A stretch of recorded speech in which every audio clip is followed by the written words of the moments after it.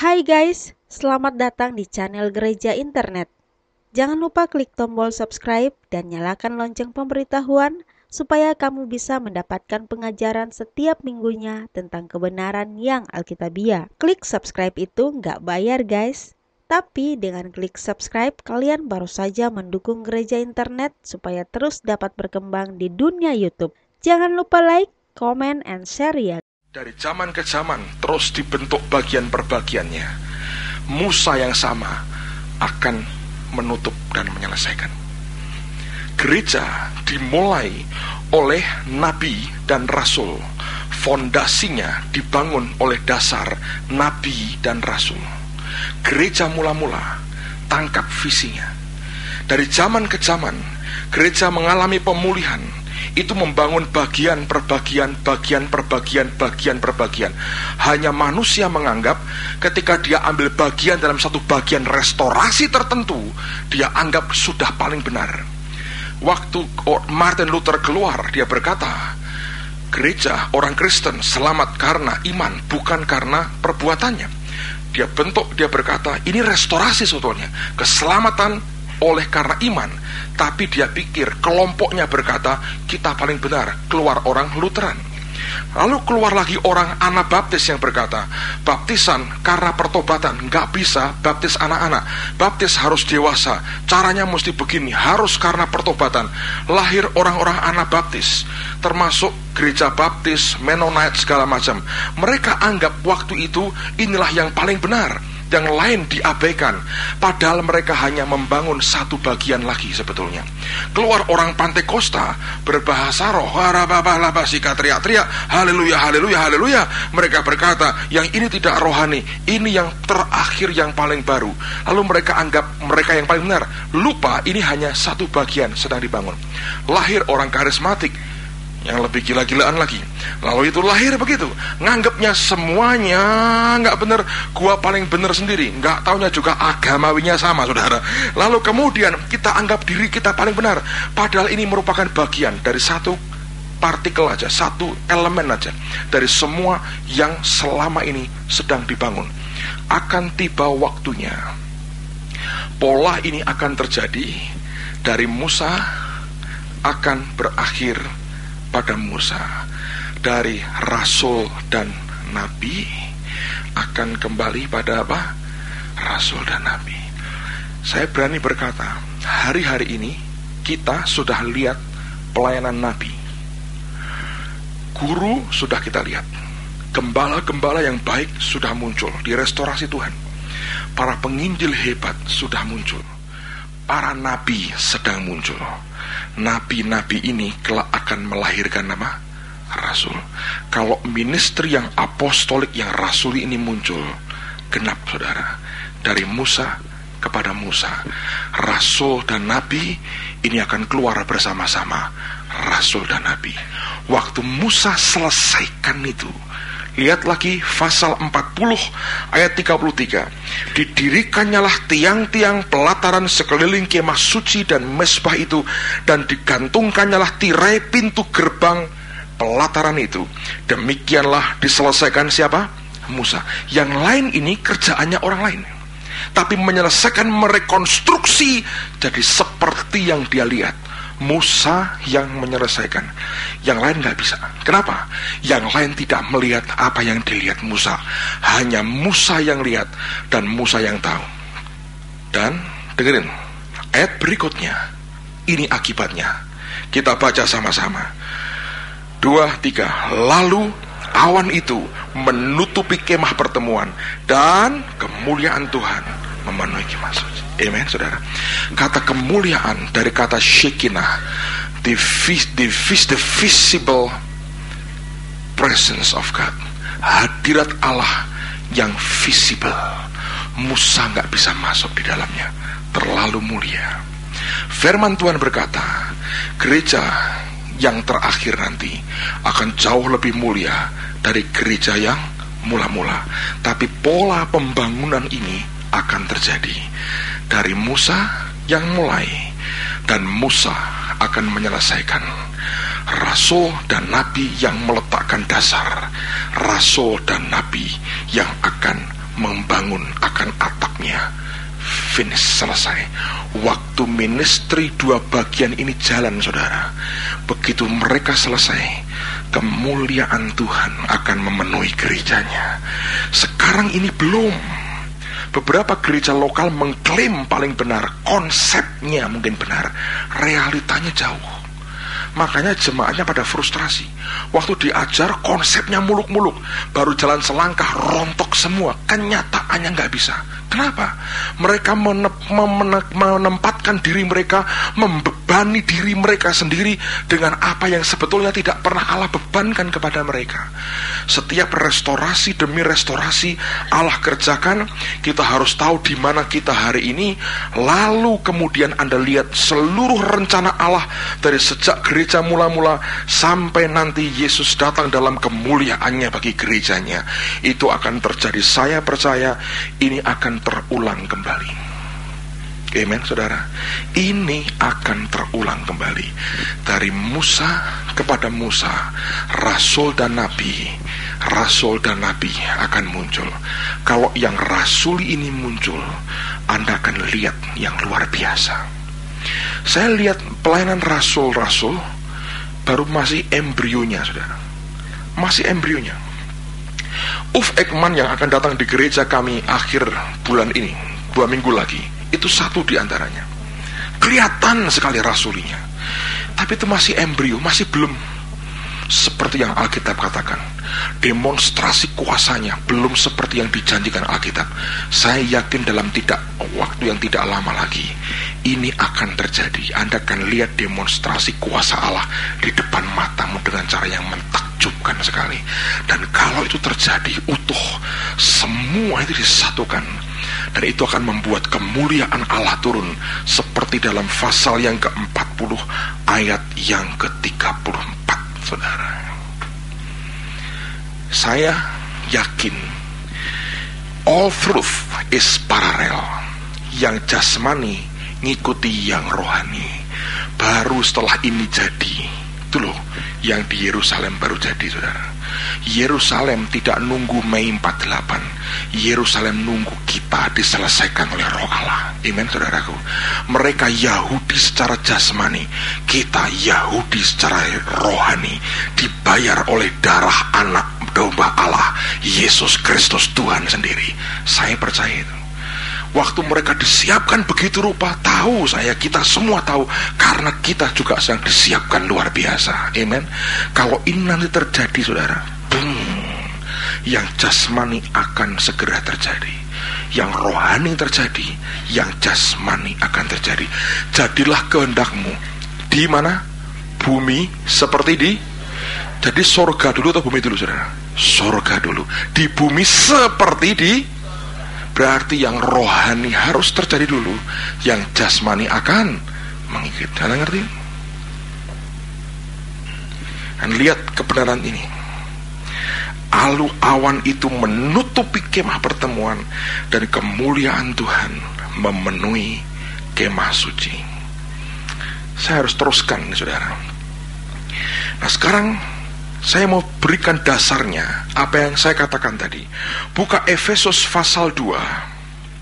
Surat Efesus pasal 2 ayat yang ke-19 dan ayat yang ke-20.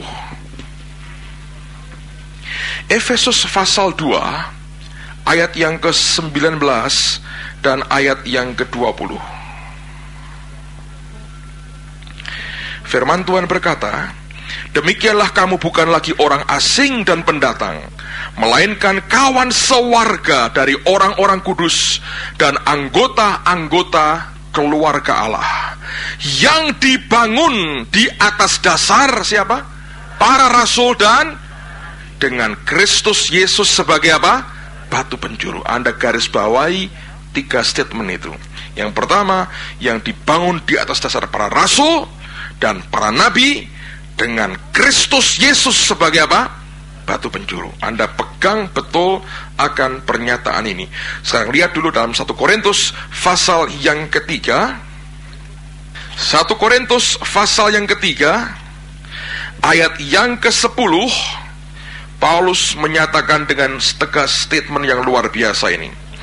1 Korintus pasal 3 ayat yang ke-10, dia berkata begini: sesuai dengan kasih karunia Allah yang dianugerahkan kepadaku, aku sebagai seorang ahli bangunan yang cakap, the master builder, yang cakap, telah meletakkan apa? Dasar, dan orang lain membangun terus di atasnya, tetapi tiap-tiap orang harus memperhatikan bagaimana ia harus membangun di atasnya. Nah, sekarang dengarkan saya baik-baik, saudara. Tadi saya katakan dari Musa akan dimulai oleh Musa, diakhiri oleh Musa. Dasarnya adalah para nabi dan apa? Rasul yang akan menyelesaikan, saya percaya, juga nabi dan rasul. Dan Alkitab berkata, dengan siapa? Kristus sebagai apa? Batu penjuru. Nah, apa itu batu penjuru? Saya jujur berkata pada saudara, bertahun-tahun jadi hamba Tuhan, saya nggak ngerti batu penjuru itu apa. Ya nggak ada orang tahu, saya nggak ngomong, saudara. Saya tidak tahu, gitu nggak. Tapi saya terus terang bingung, saya nggak ngerti konsepnya itu apa. Sampai beberapa waktu yang lalu, kira-kira 2 tahun yang lalu, untuk kedua kalinya ketika saya ke Israel, saya dibawa, kalau tidak salah, ke sebuah kota lama Kaisaria, dan saya menemukan gambar, bentuk bangunan ini. Saya mau jelaskan kepada saudara. Saya gambar yang mana? Ini aja. Oke. Lihat saudara, ini yang saya lihat ya. Ini batu sebetulnya. Ini gerbang. Ini gerbang. Gambar itu sama. Ini gerbang. Ya, ini batu ditumpuk. Zaman itu belum ada semen sebetulnya. Nah, guide kami itu orang Arab tapi Kristen. Dia yang jelaskan, saudara. Kalau keliru ya dia yang salah sebetulnya. Tapi ini yang saya terima, dia jelaskan dengan baik sekali. Inilah gerbang yang ada di kota Kaisaria waktu itu, yang ada sejak zaman Yesus. Dia berkata begitu. Dan waktu itu belum ada semen seperti sekarang. Oke. Jadi bagaimana orang membangun bangunan seperti ini? Dia tumpuk batu demi batu di sini, saudara. Itu terus batu ya. Lalu kemudian sampai di ujung itu dikunci sebetulnya. Jadi batu dengan batu saling gigit gitu ya. Terus dikunci di tengah-tengahnya dengan yang saya gambar merah itu. Dan itu yang disebut batu penjuru. Nah, di mana uniknya? Uniknya adalah seluruh kekuatan bangunan ini terletak di mana, saudara? Di batu penjuru. Kalau yang merah itu saya ambil, saudara, apa yang terjadi? Runtuh semua. Dan itu Kristus, saudara. Saudara akan diajar bahwa dia batu penjurumu. Kristus dicabut dari hidupmu. You are finished. Habis semua, saudara. Orang tidak suka dengan itu kan. Sekarang arsitektur modern tidak meletakkan kekuatan pada satu batu, betul nggak? Coba Anda boleh jebol satu pilar di sini, roboh nggak gedung ini? Enggak. Dia pakai beberapa kekuatan. Manusia tidak pernah mau itu, saudara. Tapi orang Kristen akan diajar, dikembalikan sebagaimana zaman mula-mula. Gereja dibangun atas dasar nabi dan rasul dengan Kristus sebagai batu penjuru. Itu cirinya.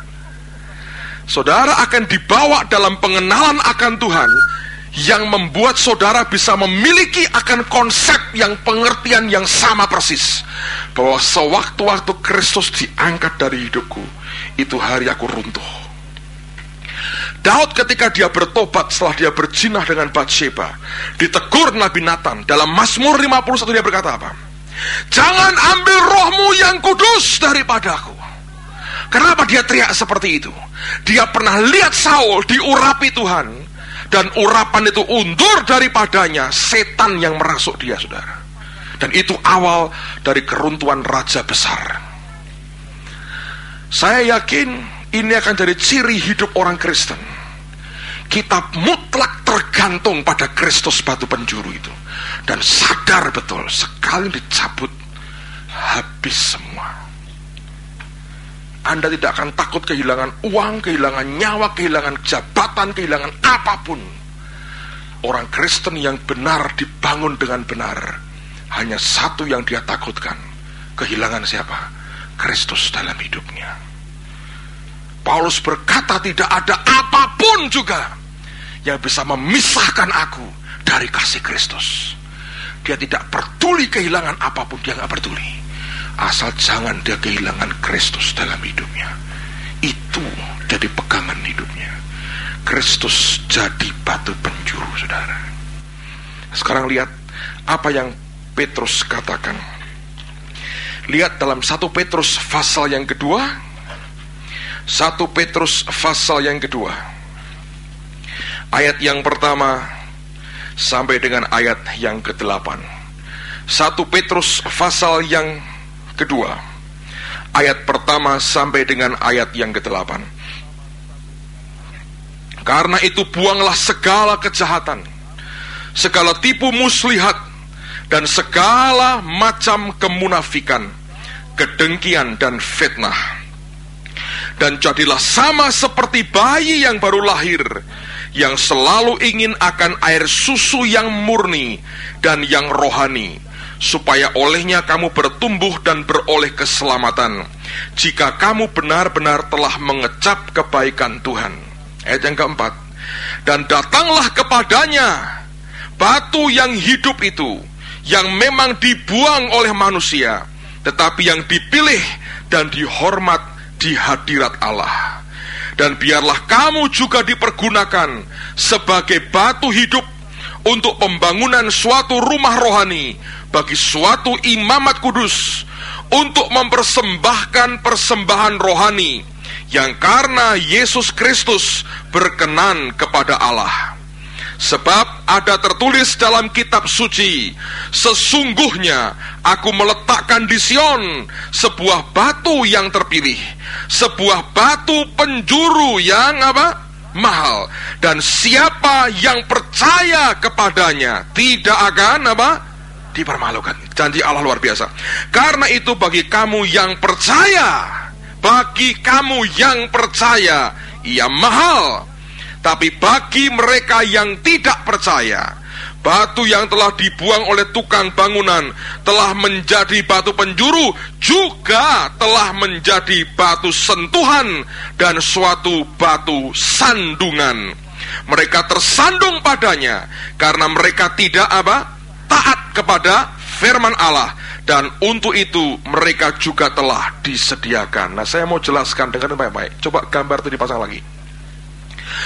Bagi kamu yang percaya, batu ini mahal, berharga sekali. Kenapa? Kita tahu ini segala-galanya buat kita. Karena kita percaya kepada Kristus, kita mencintai Dia, ini segala-galanya. Sekali diambil, diangkat, rubuh semua bangunan hidup kita.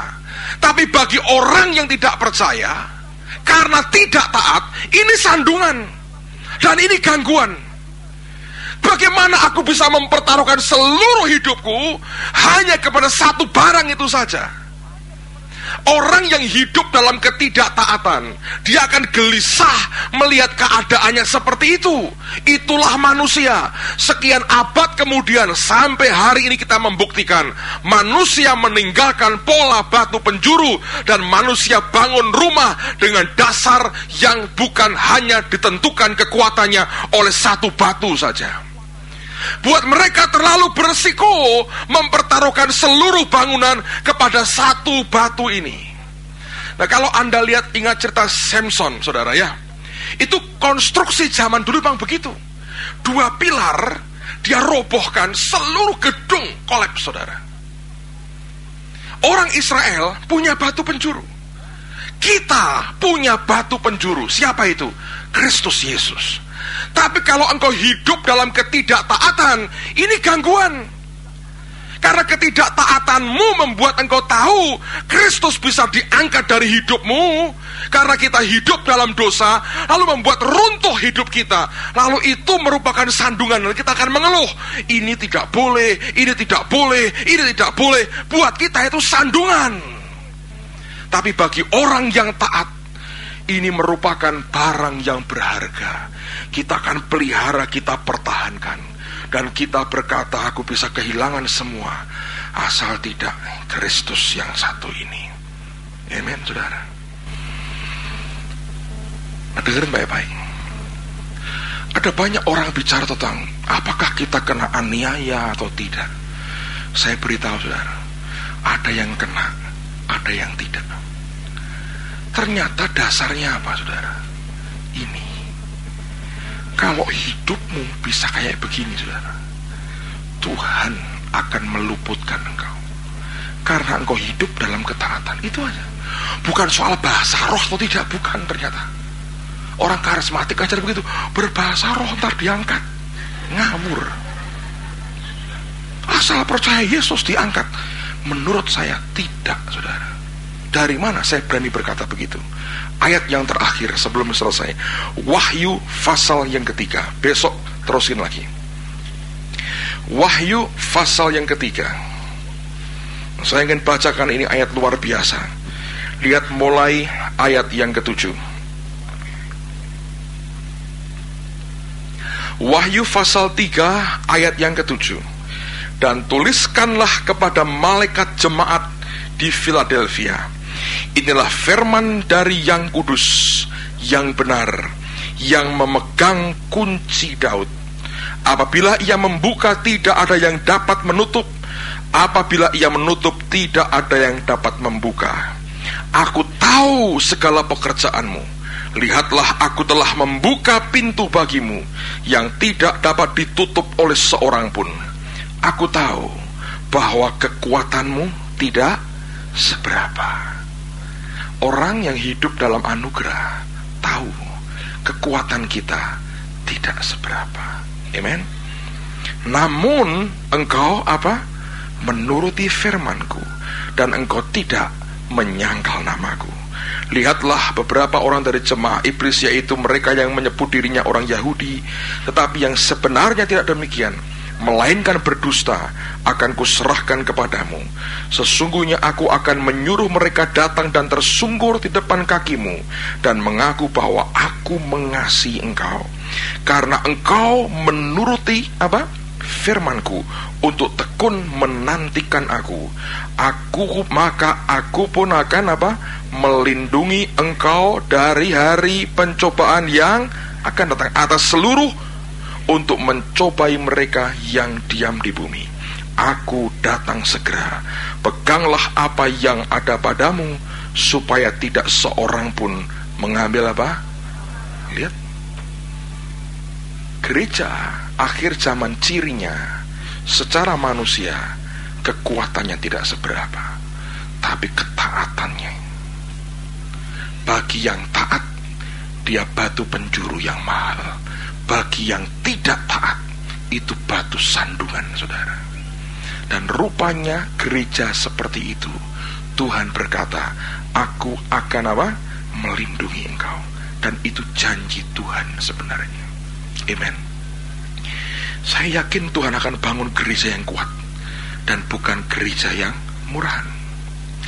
Dan itulah sebabnya saya percaya sekali, segala yang melanda negara ini, semua krisis ini, membuat semua orang bingung. Tidak bisa diprediksi lagi apa yang akan terjadi hari ini atau besok. Oke? Apa yang diajarkan Tuhan lewat semua itu? Mengajar kita mendengar suaranya dan mentaati Dia. Anda sedang diajar hidup di dalam ketaatan. Kalau engkau mau belajar dari sejak sekarang ini, mumpung belum terlambat, satu kali engkau punya pola hidup yang hidupmu dalam ketaatan. Sekalipun kekuatanmu tidak seberapa, tapi engkau menuruti firman-Ku, kata Tuhan. Saudara Charlie dengan teman satu lagi, saudara Yosea, baru kembali dari India dan Nepal. Sejak bulan lalu kami ambil bagian dalam perintisan gereja di Nepal, India Utara, dan nanti Maret akan mulai di Nepal dan kelak akan di Bihar. Kita mendukung akan 20 perintis gereja yang ada di India Utara hari ini, dan mereka melayani daerah yang berat sekali.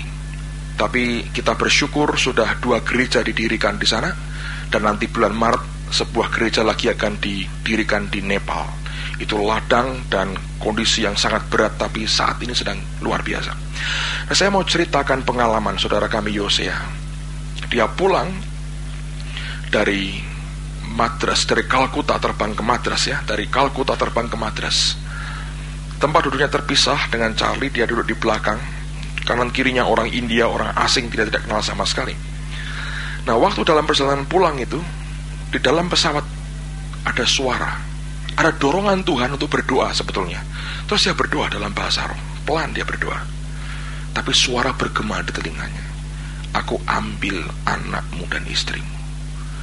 Tadinya dia pikir Tuhan, dia bilang, Tuhan, kalau untuk kemuliaanmu gak apa-apa, tapi ya jangan begini caranya. Dia bilang, ya izinkan aku ketemu dulu. Tapi lama-lama rohnya sadar, kok Tuhan begini. Dia gumul dalam doa, dia perangi itu saudara. Dia berkata sampai breakthrough, ada terobosan dalam batinnya. Dia merasa lega dan dia dengar suara perempuan nangis. Detik itu dia tahu, keluargaku mengalami sesuatu. Apa yang terjadi sebetulnya? Jam yang sama, istrinya dengan dua anaknya yang masih kecil dan kakaknya, karena ini asalnya dari kota Malang, naik bis saudara, bis malam dari Malang mau pulang ke Semarang. Sampai di kota Lawang, itu bis mengalami kecelakaan, ngeri sekali. Sebelah kiri itu jurang, depan ada mobil berhenti mendadak. Sopirnya nggak tahu gimana, dia hantam ke kanan tanpa mengurangi kecepatan. Muncul mobil Isuzu atau apa, saya nggak tahu persis. Isinya 12 orang. Dihantam oleh bis itu dan terus dibawa turun. Akhirnya dibelokkan, nabrak kantor KUD, saudara. Itu mobil seperti digencet dari muka dan belakang. 9 orang mati, termasuk bayi umur 5 bulan. Mereka yang di bis kacanya pecah semua, yang depan luka. Anaknya teman saya ini dilosor sampai di bawah, saudara, masih kecil-kecil. Tapi mereka ditolong Tuhan, selamat semua. Waktu semua turun, lihat pemandangan mengerikan, darah di mana-mana, tubuh orang hancur, 9 orang mati sekaligus. Jam yang sama, dia terbang dari Kalkuta ke Madras di atas. Setan berkata, aku ambil anak istrimu. Saya percaya dia tidak berdoa dalam ketaatan, habis. Itu bisa tiba-tiba geser ke kiri aja, masuk jurang. Korban lain. Kami juga sadar, sejak saat itu tambah sadar, pelayanan ini mengandung resiko. Kita menghancurkan sarangnya setan, saudara. Tapi saya yakin jiwa-jiwa akan diselamatkan dengan luar biasa di sana. Amen. Saudara bantu doa. Tanggal 2 Maret saya akan ke Myanmar. Ada konferensi hamba-hamba Tuhan di sana. Ini konferensi terbesar dan malamnya dibuat KKR. Saya diminta berbicara dalam konferensi yang di Myanmar itu tanggal 2. Dan pulang langsung seminar lagi tanggal berapa kita? 9 dan 10 ya. Jadi seminggu sebelum seminar kita yang berikutnya saya di Myanmar. Bantu doa, ini merupakan ladang yang berikutnya Tuhan buka. Bu Foni di tengah-tengah kita, tolong berdiri sebentar. Hari ini baru sampai dari Hong Kong. Ini utusan Injil kami yang merintis gereja yang di Hong Kong. Ada 28.000 TKW kita di sana. Dan Tuhan percayakan itu. Pemerintah Hong Kong China memberikan visa misionari kepada dia. Luar biasa, saudara. Mungkin Lipeng yang tanda tangan, dan harus tanda tangan, saudara. Dengan shoppingnya enggak lah, saya rasa. Tapi saya memberitahu, Allah sedang bekerja dengan luar biasa. Ingat satu hal, kekuatanmu boleh tidak seberapa, tapi kita orang-orang yang taat. Amen. Kita mau taat dengan apa yang Tuhan beri. Engkau kekuatanku, engkau pengharapanku, engkau perisaiku Tuhan, dan engkau segalanya bagiku. Amen. Mari berdiri sama-sama. Naikkan lagi akan pujian tadi. You are my strength, oh God. You are, engkau pertolongan. You are the one. You are the one on whom I call. Yes, you are my shield. You are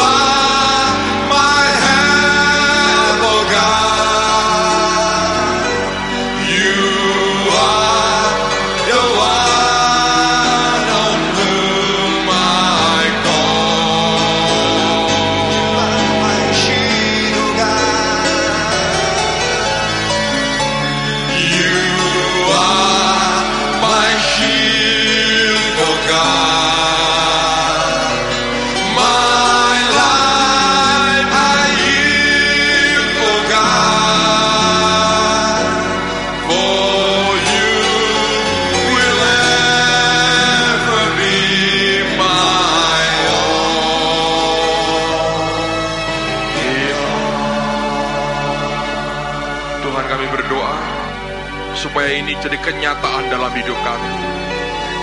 Bukan hanya kami menyanyikan dengan mulut kami, biar ini keluar dari hati kami, dan Engkau akan jadi segala-galanya bagi hidup kami. You are my strength, oh God.